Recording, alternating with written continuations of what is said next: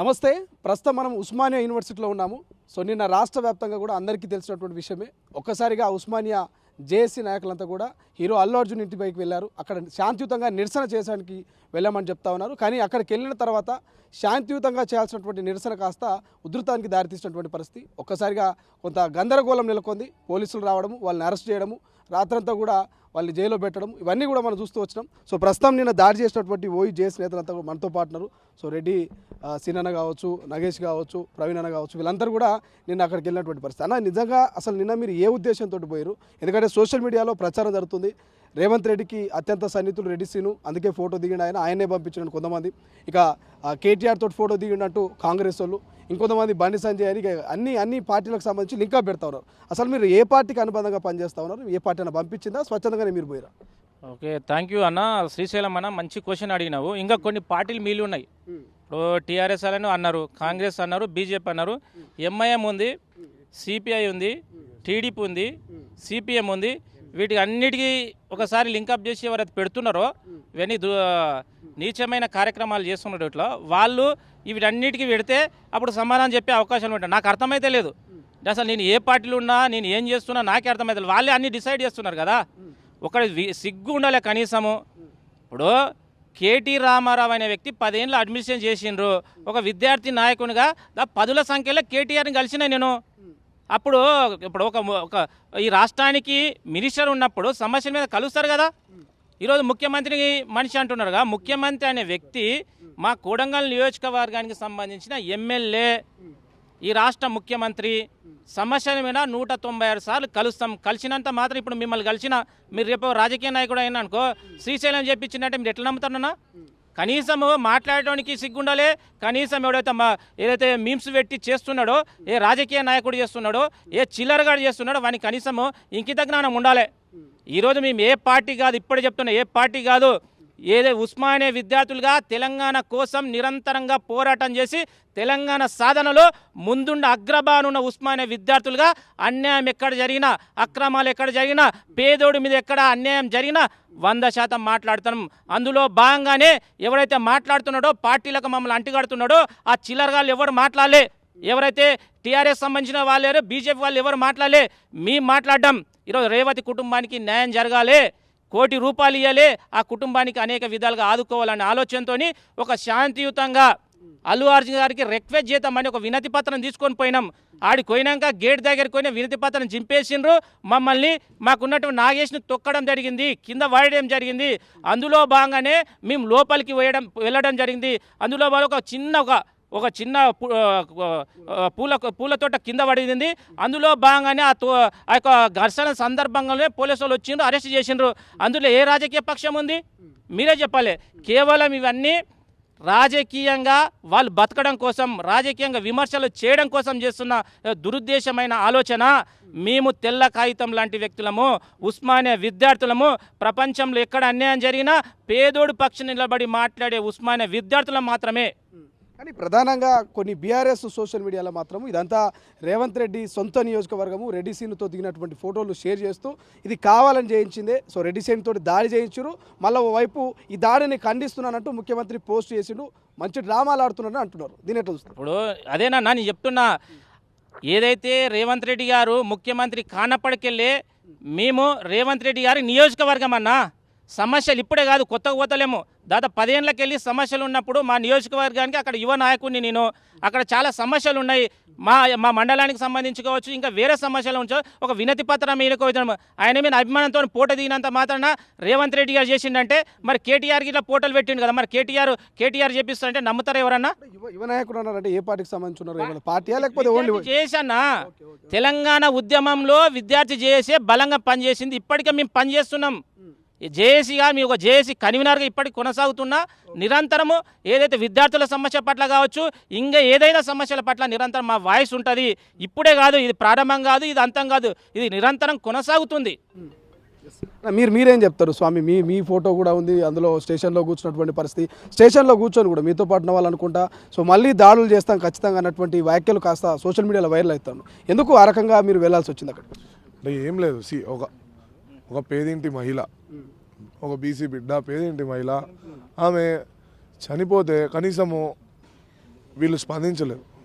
సరే స్పందించినా కానీ 25 లక్షలు ఎక్స్గ్రేషియా ఇస్తాను అంటే ఒక ప్రాణం విలువ 25 లక్షల అంటే స్టేషన్లో పోయి కూర్చున్న తర్వాత కూడా ప్రెస్ మీట్ పెట్టాల్సిన అవసరం ఏముంది? పబ్లిక్కి సమాజానికి ఒక మెసేజ్ ఇస్తూ ఉన్నాం. ఏందని అంటే మీరు ఖచ్చితంగా రేవతి కుటుంబాన్ని ఆదుకోకపోతే మాత్రం భవిష్యత్తులో కూడా ఇట్లాంటి దాడులు జరుగుతాయని చెప్పేసి మేము సందేశం ఇచ్చినాం. కానీ మేము మీ లెక్క సినిమాలల్లా ఇది స్మగ్లింగు, ఎర్రచందనం స్మగ్లింగ్లు, పోలీసులను ఎట్లా చంపాలి, పోలీసులను కించపరిచే విధంగా కూడా సినిమాలు వేసారు. అంటే ఇలా పోలీసులు కూడా వాళ్ళు ఇచ్చినటువంటి ఏమంటారు స్టేట్మెంట్ని కూడా తప్పు అని చెప్పేసి నువ్వు ఒక అహంకార బుద్ధితో మరి సీఎం గారిని కూడా అహంకార బుద్ధితో నువ్వు మాట్లాడినావు. సరే బాధ్యత గల పౌరులుగా విద్యార్థి నాయకులుగా ఫ్రంట్ లైన్ వారియర్స్ పోలీసు వారికి మద్దతుగా మరి మేము వాళ్ళ ఇంటికి వెళ్ళి నిరసన తెలుపుదామని చెప్పేసి పోయిన సందర్భంలో అక్కడ మా నగేష్ మా బ్రదర్ ఆయన వాస్తవానికి అక్కడ ఎక్కి టమాటాలు ఇస్తున్నాం. మీరు ఏం రాస్తారు టీవీలలో? రాళ్ళు ఇస్తున్నారు, అవి ఇస్తున్నారు అని. ఇంట్లో మేము పెట్రోల్ బాంబులు వేసినామా ఏమైనా వేసినామా? మేము ఏమంటున్నామా అంటే నిరసనలో భాగంగా టమాటాలు వేయడం జరిగింది, అది వాస్తవమే. అక్కడ టమాటాలు వేసిన తర్వాత అక్కడ ఉన్నటువంటి సెక్యూరిటీ గార్డ్ మా నగేష్ అన్నని తోస్తే ఆయన కింద పడ్డప్పుడు మరి మేము కూడా యువకులమే, వాళ్ళు దురుసు పదాజాలు వాడుతూ ఉన్నారు. మా ఇంట్లో ఉన్నటువంటి కూతులు కూడా తిట్టే ప్రయత్నం చేసి వాస్తవం తిట్టరు. మా ఇంట్లో ఉన్నటువంటి లేడీస్ని తిట్టరు. అంటే మాకు ఏమంటారు మానవత్వం ఇది ఉండదా? అంటే మాకు సెల్ఫ్ రెస్పెక్ట్ అనేది ఉండదా? సో అక్కడ వాళ్ళు తిట్టే క్రమంలో మా వాళ్ళు కూడా తిట్టరు. మేము యువకులం ఉడుకురత్వం ఉంటుందండి. ఆ విధంగానే మరి తిట్టేసరికి మరి రిటర్న్ వాళ్ళు దాడి చేసే ప్రయత్నంలోనే మా వాళ్ళే లోపలికి వెళ్ళి దూకి వాళ్ళపైన దాడి చేసింది వాస్తవమే. వాళ్ళు దాడి చేస్తేనే కదా మేము దాడి చేసింది అట్లా. కానీ ముఖ్యంగా తెలంగాణ రాష్ట్ర ప్రభుత్వం కావచ్చు, తెలంగాణ ప్రజలు అల్లు అర్జున్ టార్గెట్ చేసి ఈ రకంగా చేస్తున్నారు అంటూ కొంతమంది అల్లు అర్జున్ అభిమానులు అంటున్నారు. దీన్ని ఎట్లా చూస్తారు? అల్లు అర్జున్ టార్గెట్ చేసిరా అంటే ఇవాళ మోహన్ బాబు ఇష్యూ ఏమైందండి అంటే ఆయనను కూడా టార్గెట్ చేసిరా?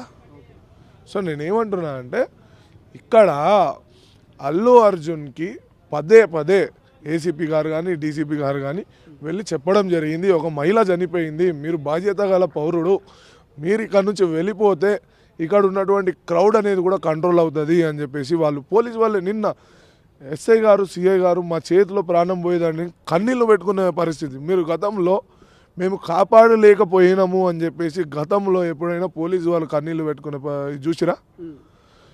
వాళ్ళకి పదే చెప్పినా కానీ లేదు నేను సినిమా అయిపోయినాకనే పోతానంటే అది నీకు బలుపా అల్లు అర్జున్?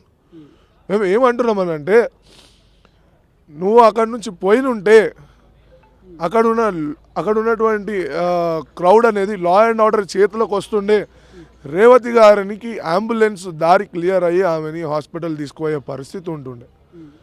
వాస్తవానికి ఆమె చనిపోవడానికి కారణం కూడా అల్లు అర్జునే, ప్రత్యక్షంగా కాదు పరోక్షంగా నువ్వే కదా. ఎందుకంటే నువ్వు అక్కడ నుంచి లా అండ్ ఆర్డర్ కంట్రోల్లోకి వస్తుండే, లా అండ్ ఆర్డర్ కంట్రోల్లోకి వచ్చిన తర్వాత ఆమెకి అంబులెన్స్కి దారి దొరుకుతుండే, దగ్గరలో ఉన్నటువంటి హాస్పిటల్ తీసుకెళ్ళిన తర్వాత ఆమెను బతికించే ప్రయత్నం చేస్తారు. తర్వాత ఇప్పుడు మాది ఒకటి ప్రధానమైన డిమాండ్ ఒకటే ఉందండి, మీరు ప్రకటించిన 25 లక్షల ఎక్స్గ్రేషియా కాదు, మీరు ఇక్కడ ఇచ్చినటువంటి అనౌన్స్మెంట్ కూడా అధికారికంగా ఎక్కడా లేదు. మేము ఒకటే డిమాండ్ చేస్తూ ఉన్నాం, 1 కోటి నుంచి 2 కోట్ల రూపాయలు వాళ్ళకి ఎక్స్గ్రేషియా ఇచ్చిందే కాకుండా భవిష్యత్ తరానికి మనం ఇవ్వాల్సింది ఓన్లీ ఎడ్యుకేషన్ మాత్రమే. సో ఆ ఎడ్యుకేషన్ కూడా శ్రీతేజ్కి అంటే ఇప్పుడు బ్రెయిన్ డెడ్ అయిన పేషెంట్స్కి మనం చూసుకోవచ్చు, ఫారెన్ నుంచి ఎక్స్పర్ట్స్ని పిలిచి ఇక్కడ ట్రీట్మెంట్ చేస్తూ ఉంటారు. అట్లాంటి మెరుగైన వైద్యం అంటే మీకు ఏ విధంగా అయితే సినీ ప్రముఖులు క్యాన్సర్లు వస్తే పోయి అమెరికాలో లండన్లో ఆడిడ వండుకొని పోయి ట్రీట్మెంట్లు చేయించుకుంటారు, అక్కడ నుంచి స్పెషలిస్టులని ఇక్కడికి పిలిపించి శ్రీతేజ్కి ఖచ్చితంగా ఆయన ఒక ఆరోగ్యం బాగుండాలని చెప్పేసి నేను కూడా అయ్యప్ప స్వామిని మనసారా కోరుకుంటా ఉన్నాను. ఆయన తొందరగానే ఆయన కోలుకొని అందరు విద్యార్థుల్లాగానే ఆయన కూడా స్కూల్కి వెళ్ళి రేపటి తరానికి ఆయన అంటే నేటి బాలల రేపటి పౌరుడు అనే విధంగా మరి రేపటి తరానికి కూడా ఆయన ఒక ఆదర్శవంతుడై మరి ప్రజలందరూ కూడా ఉపయోగపడాలని చెప్పేసి కోరుకుంటా ఉన్నాను. బ్రదర్ మీరు కూడా ఉన్నట్టున్నారు, అంటే ఎందుకు అంటే అందరు కలిసి కట్టుగానే పోయిరా దాడికి సంబంధించి, అందరు అనుకోనే పోయిరా, లేకపోతే ఏంది అసలు ఏం జరిగింది? నిజంగా నగేష్ కూడా కింద పడ్డారు అంటున్నారు, అసలు ఏం జరిగింది? అయితే మేమందరము కూడా ఇప్పుడు మీకు ఆల్రెడీ ఇంతకుముందు రెడ్డి సీను చెప్పిండు, ప్రేమ్ కుమార్ కూడా చెప్పిండు, మా వెనకాల ఎలాంటి రాజకీయ శక్తులు అనేటివి లేవు. గత 100 సంవత్సరాల నుంచి ఈ యొక్క ఓయూ ఉస్మానియా యూనివర్సిటీ మాకు నేర్పింది, ప్రజల పక్షాన ఎక్కడ అన్యాయం జరిగినా అక్కడ ప్రశ్నించేటటువంటి గొంతు అనేది ఒక ధర్మం అనేది ఈ ఓయూలో మేము నేర్చుకున్నటువంటి ఇప్పుడు ప్రశ్నించే గొంతుకలు 17 రోజుల పాటు సంఘటన జరిగిన ఎందుకు ఇటువంటి నిరసన చేయలేదు, ఇప్పుడే ఎందుకు ఈ రకమైనటువంటి నిరసన చేసిరనే ఒక ప్రశ్న అందరిలో మదిలో ఉన్నది, ఏం చెప్తారు? సార్, ఏదైనా ఒక దానికి వెంటనే చర్య తీసుకోవడం అనేది అసాధ్యం. దేనికైనా కొద్దిగా టైం అనేది పడుతుంది.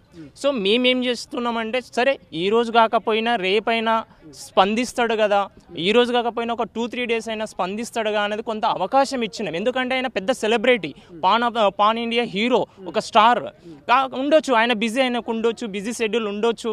కాబట్టి కొన్ని రోజులు టైం ఇవ్వచ్చు, దాని తర్వాత రెస్పాన్స్ ఇస్తాడేమో అనేటువంటి ఆలోచనతో మేము కొద్దిగా ఒక అడుగు వెనక్కి వేసినామే తప్ప ఆయనను ప్రశ్నించరాదు, ఇచ్చేయరాదు అని కూడా మేము ఎక్కడ అనుకోలేదు. అయితే ఈ కోణంలో ఇంతకుముందు తను పెట్టినటువంటి ప్రెస్ మీట్లో కూడా తను కంప్లీట్గా తన వల్ల జరిగింది తప్పు, నా వల్లనే జరిగింది అనేది ఒక ఏదైతే జరిగిన తప్పును తను ఎక్కడ కూడా ఉపేక్షించడం అనేది లేదు. ఇది నీకు ఇంత ప్రౌడ్ ఎందుకు?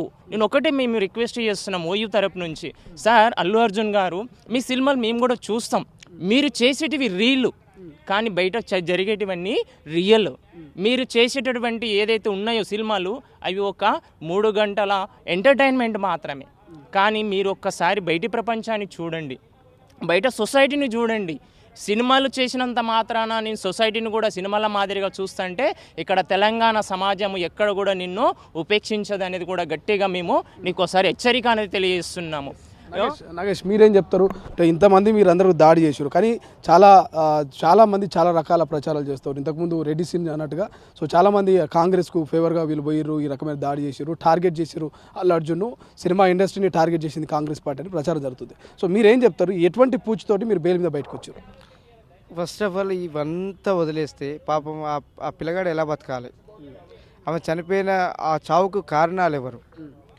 ఎందుకు చనిపోయింది పిల్లగాడు? ఎందుకు చావు బతుకులో ఉన్నాడు? ఎందుకు నష్టపరిహారం ఇవ్వలేకపోయాడు అని ఏ ఒక్క పార్టీ కూడా ఏ ఒక్కరి కూడా మరి మా ఆడపడుచు, నా ఆడపడుచు, నా అల్లుడు, నా కోడలు, నా కుటుంబం లాంటిది ఆ కుటుంబం అని ఎందుకు ఆలోచిస్తలేరు?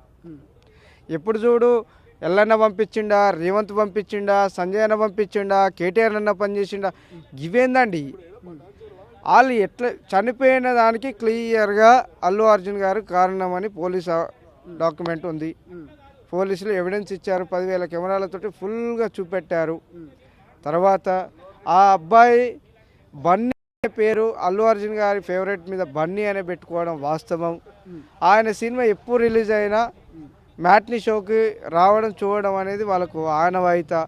అలాంటి అభిమానిని పోగొట్టుకొని నువ్వు తలదించుకొని మానసికంగా క్షమాపణ చెప్తూ ₹1 నష్టపరిహారం ఇవ్వమంటే నువ్వు ఏదో 18 గంటల్లో చట్టబద్ధంగా రాజ్యాంగబద్ధంగా నువ్వు అరెస్ట్ అయితే నీ యాక్టర్లను పిలుచుకొని జ్యూసులు తాగడం, విందులు చేసుకోవడం, హగ్గులు ఇచ్చుకోవడం, ఇది సినిమా కాదు అల్లు అర్జున్ గారు. నిత్య జీవితం వేరు, సినిమా వేరు. అదే మీ ఇంట్లో ఒక ఆడపడుచుకో, లేకుంటే నీకు దగ్గర పనిచేసే ఒక బౌన్సర్ భార్యకో, లేకుంటే నీ అత్యంత సన్నిహితులకో జరిగితే నువ్వు ఇట్లనే వ్యవహరిస్తావా అని అడుగుతూ ఉన్నాం. ఇవాళ బండి సంజయ్ కానీ, ఇవాళ కేటీఆర్ కానీ, ఇవాళ హరీష్ రావు కానీ, ఇవాళ క్రిషాంక్ కానీ, ఎవరైనా కానీ ప్రాణాన్ని ఎట్లా కాపాడే దిశగా ఆలోచించండి. కానీ ఈయన పోయిండా, ఆయన పోయిండా? ఉస్మానియా యూనివర్సిటీ తెలంగాణ కోసం, నీళ్లు నిధుల కోసం కొట్లాడింది. శ్రీకాంతాచారి తెలంగాణ కోసం చచ్చిపోయింది ఎంత వాస్తవమో, ఉస్మానియా యూనివర్సిటీకి మేమే యూనివర్సిటీలో విద్యార్థులుగా స్వతహాగా వెళ్ళాము. ఎటువంటి పార్టీ పంపించలేదు, ఎటువంటి నాయకుడు వెనకాల లేడు. తెలంగాణ కొట్లాడి తెచ్చుకున్న యూనివర్సిటీకి ఏ పార్టీ ఉందండి? 69 నుంచి 2014 దాకా తెలంగాణ కోసం 1,200 మంది విద్యార్థులు బలిదానాలు ఇస్తే సిరిపురం యాదయ్య, శ్రీకాంతాచారి, వేణుగోపాల్ రెడ్డి, ఈశాంత్ రెడ్డి చనిపోయినప్పుడు ఏ పార్టీ ఉంది? వాళ్ళు స్వతహాగా తెలంగాణ ఆకాంక్ష కోసం చనిపోయారు కదా. పోలీస్ కృష్ణ లాంటి వాళ్ళు. మేము తెలంగాణ ఆడపడుచు ప్రాణం వదిలింది కాబట్టి ఆ కుటుంబానికి అండగా ఉందాం అనుకున్నాం. ఆ కుటుంబానికి నష్టపరిహారం ఖచ్చితంగా చెల్లించాలి. ఎందుకు అంటే మేము ఇచ్చే ఆ టికెట్ల డబ్బులతోటే నువ్వు బెంజ్ కార్లు ఆడి కార్లు కొంటున్నావు, అంబాసిడర్గా నువ్వు వెళ్తున్నావు కాబట్టి అందుకు నీకు వినతి పత్రం ఇస్తానికి ఇంటికి వచ్చాము. కానీ పక్కా ప్రణాళిక ప్రకారమే ఓయూ జేఏసీ నేతలు పోయిరు, టమాటాలు తీసుకొని పోయిరు, అక్కడ పక్కా ప్రణాళిక ప్రకారమే దాడి చేసి కుండీలని పగలగొట్టారు అనేది ప్రచారం జరుగుతుంది. ఎంతవరకు వాస్తవం? ఇప్పుడు అది ఆరోపణ నిజమో తర్వాత తెలుసుకుందాం. కానీ అసెంబ్లీలో ఒక సభ జరుగుతుంటే ప్రతిపక్ష నాయకులు పోడియం ముందు వెళ్ళడం, స్పీకర్ను ముందుకు తోసడం, ఇంకో ఎమ్మెల్యే మాజీ మంత్రి ఎమ్మెల్యేలను నెట్టడం, పేపర్లు విసిరేయడం, మరి అదేమంటారండి? సభ్య సమాజంలో నువ్వు రాజ్యాంగబద్ధంగా ఎమ్మెల్యే మంత్రిగా చేసిన నీకే సంస్కృతి ఎట్లా సమాజంలో ఎట్లా వ్యవహరించాలో తెలియను. నువ్వు నేనేందండి యూనివర్సిటీలో 2-3 పీజీలు చేసిన 5 కేసులు ఉన్నాయి, నేను టమాటాలో తప్పే ఉందంటూ ఉన్నా. నేను టమాటాలు వేయడం నిజం. ఎందుకు వేసాను టమాటాలు? తెలంగాణ భాషను అవమానించిండు, తెలంగాణ వ్యక్తిగా అవమానించాడు. తను బీహారు ఛత్తీస్గఢ్ నుంచి వచ్చి హిందీలో తిట్టిండు. అందుకు నా మనవాళ్ళు దెబ్బతిని నేను టమాటాలు విసిరాను తప్ప టమాటాలు విసిరాము. ఎందుకు విసిరాము? మా ఆడపడుచుకు నష్టపరిహారం ఇవ్వమంటున్నాం ₹1 బరాబర్ మరోసారి కూడా ఖచ్చితంగా దాడి చేస్తామంటూ కూడా మీకు సంబంధించినటువంటి ఓ వ్యక్తి పోలీస్ స్టేషన్లో ఉండి వీడియో రిలీజ్ చేసిండు. అంటే ఎట్లా చూస్తారు? మరోసారి దాడి చేయడానికి సిద్ధంగా ఉన్నారా మీరు? మళ్ళీ నష్టపరిహారం ఇవ్వాలి అని డిమాండ్ చేస్తూ ఉన్నాం. హాస్పిటల్లో ఉన్న కిమ్స్ హాస్పిటల్లో ఉన్న అబ్బాయిని కాపాడాలి అంటున్నాం. కాపాడే దిశగా అందరం కలిసిమెట్టుగా ఉండి ఆ బాబును బతికిద్దాం, ఆ కుటుంబానికి నష్టపరిహారం ఇద్దాం. దాడులతోటి ధర్నాలతోటి కాదు అనేది వ్యవహారం తేలింది. తనే పెద్ద మనసు తీసుకొని ఐకాన్ స్టార్ కదా, అల్లు అర్జున్ కదా, ఇండస్ట్రీలో డాన్స్ ఫేవరెట్ కదా, నీ జూనియర్ ఎన్టీఆర్ లాగానో మహేష్ బాబు లాగానో పనిచేయ. ఫస్ట్ తోటి యాక్టర్లను చూసి పనిచేయి. నువ్వు తీసే సినిమాలు కూడా ఒక మహాభారతమో లేకుంటే వందే మాతరమో లేకపోతే బల్గం సినిమో లేకుంటే శంకరాభరణమో లాంటి సినిమాలు కానీ ఈ బ్యాంకులు దోపిడీ చేసుడు, ఈ ఎర్రచందనం కట్టెలమ్ముడు, పోలీసులను పోలీస్ స్టేషన్లో కొనుడు, ఆ వ్యక్తులను చంపుడు, ఇదేందయ్యా అల్లు అర్జున్? కథను ఎంచుకుంటే అప్పుడు మంచి సినిమాలు తీస్తే మేము కూడా మీ అభిమానులమే, మేము ఇచ్చినాం కదా, మేము కూడా మీ సినిమాలు చూసినాం అల్లు అర్జున్ గారు, మేము కూడా మీ సినిమా. నిన్న అల్లు అర్జున్ ఇంటి దాడి తర్వాత అరెస్టు తర్వాత ఏం జరిగింది? నిన్న పోలీస్ స్టేషన్ తీసుకుపోయిన తర్వాత ఎవరైనా నాయకులు వచ్చి బెయిల్ ఇప్పించారా లేకపోతే మీ సొంతగా బెయిల్ తెచ్చుకురా? ఏం జరిగింది నిన్న పోలీస్ స్టేషన్ పోయిన తర్వాత? నాయకులు లేరు, స్వతహాగా లేదు. ఒక అడ్వకేట్ జెన్యున్గా వచ్చారు, జెన్యున్గా వచ్చి మాకోసం నిలబడ్డాడు. నేనున్న ఆడపడుచు ఆమె రేవతి అల్లు అర్జున్ కారణంగానే చనిపోయింది కాబట్టి మిమ్మల్ని కాపాడుతాం, ఆమె కుటుంబం కోసం మీరు కొట్లాడారు కాబట్టి అదే ఉద్దేశంతో మిమ్మల్ని కాపాడుతాను వచ్చింది. కానీ ఆయనకు పార్టీ లేదు, ఆయనకు మతం లేదు, ఆయనకు కులం లేదు. రాజ్యాంగబద్ధంగా బాబాసాహెబ్ అంబేద్కర్ ఇచ్చిన ఆర్టికల్ ప్రకారమే మమ్మల్ని బయటికి తీసుకొచ్చాడు. ఫైనల్గా అల్లు అర్జున్కు అటు రేవతి కుటుంబానికి తెలంగాణ ప్రజలకు ఏం చెప్పదలుచుకున్నారు మీరు?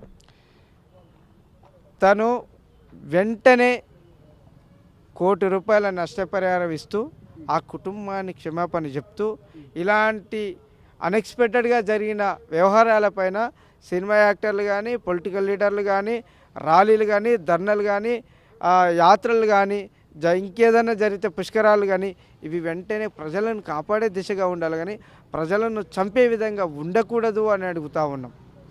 Thank you so much. ఇది మొత్తం మీద ఓయూ జేఏసీ నేతలంతా కూడా నిన్న కేవలం మేము నిరసన తెలపడానికి శాంతియుతంగానే ఆ కుటుంబానికి న్యాయం చేయాలంటూ డిమాండ్ చేయడానికి వెళ్ళాము. కానీ అక్కడ ఉన్నటువంటి బౌన్సర్లు మా మీద దురుసుగా ప్రవర్తించడంతో ఒక్కసారిగా మేము తీసుకెళ్ళినటువంటి టమాటాలతో దాడి చేస్తాం. వాస్తవం, మేము నిజాన్ని ఒప్పుకుంటున్నాం. టమాటాలతో దాడి చేసినటువంటి మాట వాస్తవం. ఆ కుటుంబానికి న్యాయం జరిగేంత వరకు ఖచ్చితంగా ఫైట్ చేస్తాం. మా వెనకాల ఏ రాజకీయ పార్టీ లేదు, మేము ఏ రాజకీయ పార్టీ నాయకుడికి తొత్తుగా పనిచేయట్లేదు. కొన్ని సందర్భాల్లో కొంతమంది నాయకులతో ఫోటోలు దిగినటువంటి మాట మాత్రం వాస్తవమే తప్ప రేవంత్ రెడ్డికి దగ్గరగానో, కేటీఆర్కు దగ్గరగానో, బండి సంజయ్కి దగ్గరగానో, కాంగ్రెస్, బీఆర్ఎస్, బీజేపీలకు దగ్గరగానో మేము పనిచేసే వ్యక్తులం కాదు.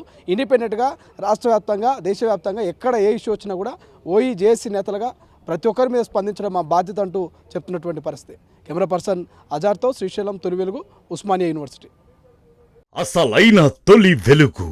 ఫాలో వాట్సాప్ @తొలి వెలుగు official.